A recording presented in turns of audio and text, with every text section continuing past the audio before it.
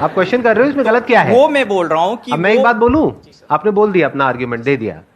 इस दुनिया में कौन लोग हैं जो प्रॉब्लम क्रिएटर हैं? वो जो करोड़ों भगवानों को मानते हैं, क्या वो आपस में लड़ते हैं?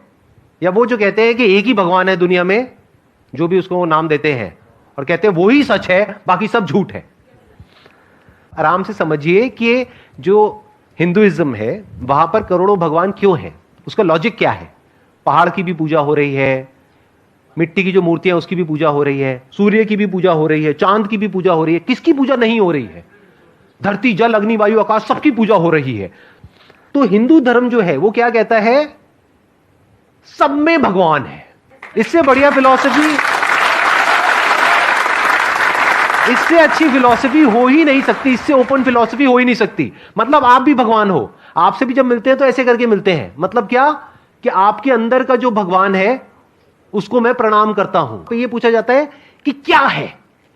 साइंस इज ऑल अबाउट क्या, नॉट अबाउट क्यों।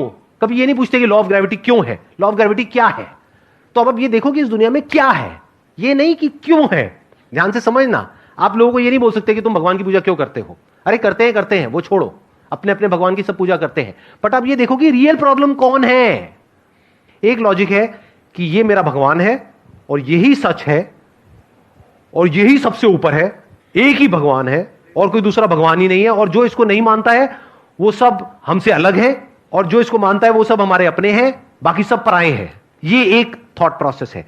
एक और थॉट प्रोसेस है जो कहते हैं कि सब में भगवान है और भगवान में ही सब कुछ है।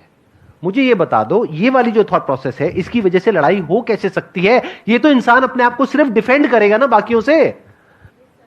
कोई इंसान अगर इस पे अटैक करने के लिए आएगा तो वो अपने आप को डिफेंड करेगा, वो अटैक क्यों करेगा? तो इंडियन फिलॉसफी में अटैक कहां है? आई बात मेरी समझ में? Yes sir, yes sir. Indian philosophy का जो ग्राउंड है, जो फाउंडेशन है, वहां पर अटैक पॉसिबल ही नहीं है।